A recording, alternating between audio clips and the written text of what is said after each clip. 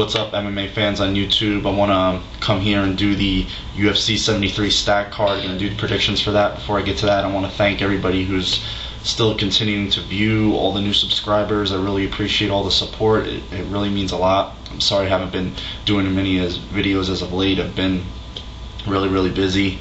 Birthday weekend coming up, so just a lot of crap to get out of the way, and I'll be right back on the ball as soon as all this is over, so thanks for bearing with me. But here we go, UFC 73 stacked. It's a stacked card. There's not one fight on this, the main card that isn't going to be good. Even the Kenny Florian Alvin Robinson fight intrigues me, so let's get right to it. Some underlining stories in this card. Frank Edgar had a great fight back at UFC 67 with Tyson Griffin, who we saw compete just this past UFC 72. So right here in Jersey, he's going to be returning on this card. Stephan Bonnar from his steroid suspension back against Mike Nichols, a fellow tough alum. So gonna see how Bonner's improved his game over the layoff. So it's gonna be a pretty good card. Drew Fickett, Chris Lytle could be a decent welterweight fight. So overall, this is a really good card, and it's a couple of weeks off, so let's get right to it. Gonna do 5 fights in this prediction segment. First fight, Kenny Florian against Alvin Robinson.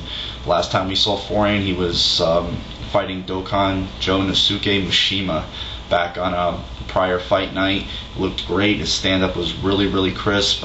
Did get in trouble on the ground in a Kimura, but was able to survive it and eventually submit Mishima himself. So, Florian is legit. Proved a lot to me in his fight with Sean Sherk. He was really getting beat up in that fight. 5 rounds of hell, and he was able to weather that whole 5 rounds and just really showed how dedicated and how much heart he has in that fight. Prior to that, was able to defeat Sam Stout rather quickly to earn the title shot.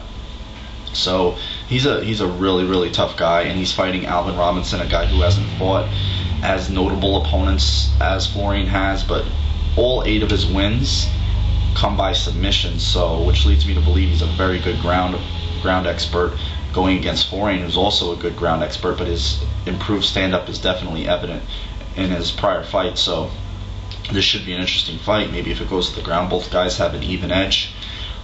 Standing, give it to Florian because I haven't seen Robinson stand up yet.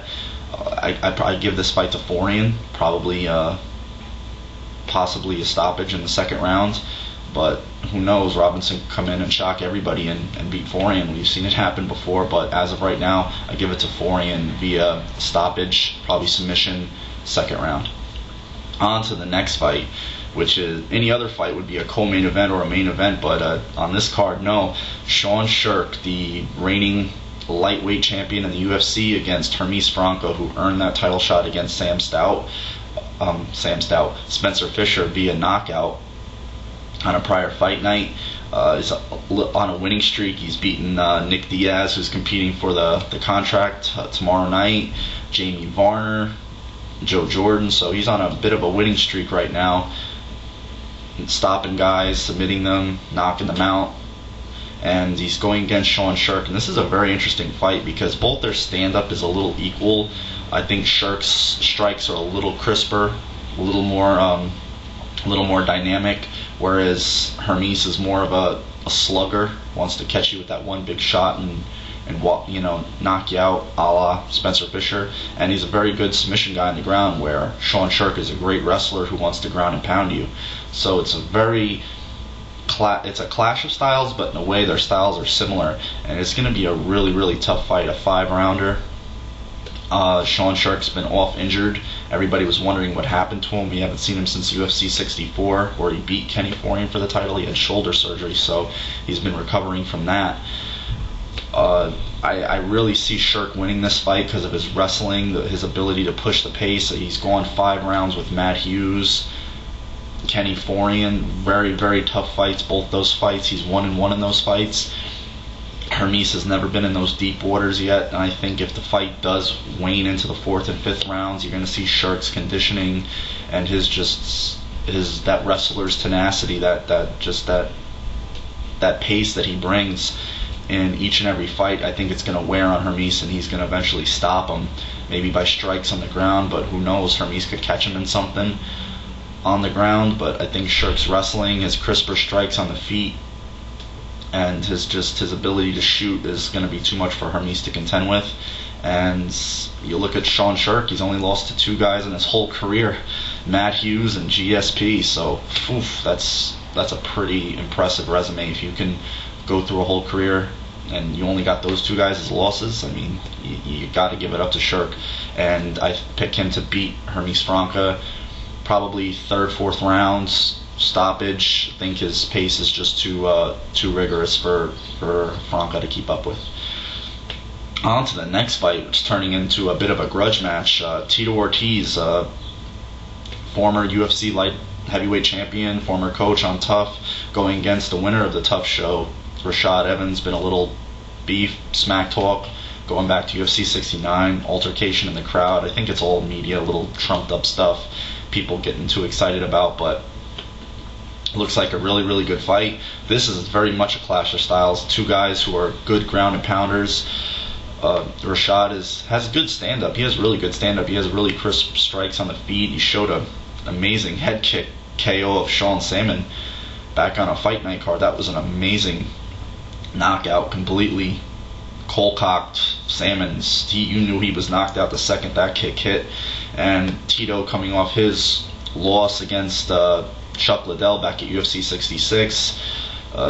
Prior to that, he had won 5 fights in a row, stopping Ken Shamrock, guys like that. Had a pretty good fight with Forrest Griffin, Patrick Cote. So this is going to be a really good fight. Everybody is picking Rashad in the upset.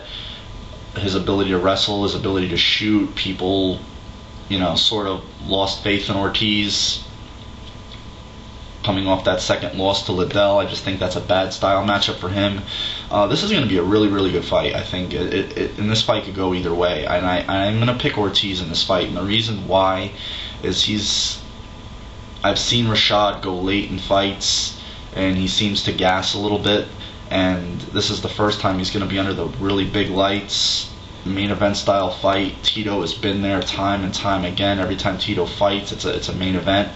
And he's a really strong 205er, a good wrestler himself, and this is the first time Rashad is fighting a guy who's as good a wrestler in MMA as Tito is. His MMA wrestling is very, very good. Not the collegiate wrestler Rashad Evans is, or a Matt Hughes, or guys along those lines, or a Koscheck, but his MMA wrestling is wrestling period translated very well into the MMA game. And he's got very good strikes. He's improved his strikes, I think, with Saul Solis, his kicks.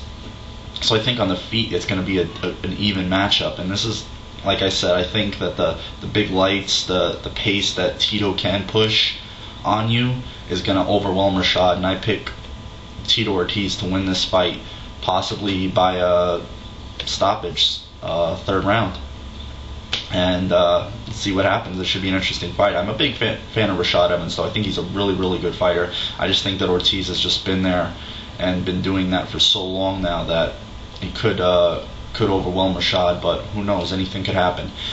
On to the next fight. Antonio Rodrigo Nogueira against Heath, the Texas Crazy Horse Herring. We've seen this fight twice before. It was actually the first Pride heavyweight title fight back at Championship Chaos. It was also the first time, I believe it was the second time that Vanderlei and Kazushi got in the ring together, but that was the first time Pride had a heavyweight title fight, and it was Nogueira and Herring. It was a colossal matchup. It was a really, really good fight, and Nogueira won that fight. They fought again at a critical countdown. I think it was back in 2003 or 4, and Nogueira choked Herring out. So we've seen this fight before, and this is Nogueira's first fight in the octagon. It's kind of going to be weird to see him in the octagon because we're so used to seeing him in the Pride ring. It's going to be just really weird to see these 2 guys hooking up in the octagon. We've seen Herring get into the cage in the octagon 2 fights. His first fight with Jake O'Brien was a huge disappointment. Seemed to be taken down at will, just didn't seem like himself. Came back against Brad Imes at UFC 69, was able to win that fight rather easily via unanimous decision. But I think I'm a big Keith Haring fan, but my biggest thing with him, he's okay at everything, but just not great at one thing. One thing being that he has really something to fall back on to finish a fight or beat a guy. You saw his biggest weapon in Pride was those 4-point attacks, raining down the knees from north-south or side control. That was his biggest weapon in Pride. And even after the Jake O'Brien fight, he admitted the transition to the U.S. rules really hindered his offense, and there was a few positions in that fight that he even felt like he was going to start to throw the knees, but he had to stop himself. And I think that in this fight is going to hinder him as well. It's going to fall into Nogueira's court. Nogueira's a very good submission guy. He will eventually catch you in something. That's his whole game. He's got ever improving stand up. He showed good hands, and he's just impossible to stop. Just it seems near impossible to stop the guy via knockout or even catch him in a submission. He survived that amazing choke against Josh Barnett. He was just pulverized by Fedor in 2 fights, and they did fight 3 times, but the one fight was stopped because of a cut. And it just amazes me every time you see this guy. He just shows so much heart, and he's just so, he's eventually, I feel like he's going to catch Haring in a submission on the ground, probably in the 2nd or 3rd round, and this fight could possibly go to a decision, but nevertheless, I give this fight to Antonio Rodrigo Nogueira, either by a stoppage via submission or unanimous decision going in his favor. On to the main event, Anderson the Spider Silva versus Nate the Great Marquardt. This is for the middleweight championship, and this is going to be an awesome fight. These two guys have been fighting all over the world for a really, really long time. A lot of people didn't know who Anderson Silva was till he made his big splash and just decimated Chris Lieben in their fight. Nate Marquardt's been in the UFC for a while. He was on the first fight night, was kind of not blacklisted, but relegated to prelims and smaller fights because of his lackluster performance against Ivan Salivary. It was a real boring fight, especially for a main event. But he's gone on to beat Joe Dorkson, really, really tough guy. Almost stopped Dean Lister a few times in his prior fight, which earned him the title shot. Beat Kraft and Wallace in between that. And we've known what Anderson Silva brings to the table. Lieben, Silva, Luter, even before that, Jorge Santiago, Tony Frickland. He's just, last time he's really, really lost, other than the DQ kick against Yushin Okami, was that crazy flying toe hold against Ryo Chonin, which is one of the craziest submissions you'll ever see, if you did get to see that. And this fight, just looking at it, is going to be a really, really amazing matchup. And Marquardt's going to be a really tough guy to stop in this fight. He hasn't lost himself since 2003, and that fight was against Ricardo Almeida. So it's going to be a tough fight. Marquardt's stand-up is very, very good. His ground is very good. His wrestling's good. Has that physical style that I feel like if he does get in close with Anderson Silva and is able to underhook clinch, not so much the tie clinch that Anderson Silva's known for, maybe get him to the ground. He could work some ground and pound, possibly threat of a submission.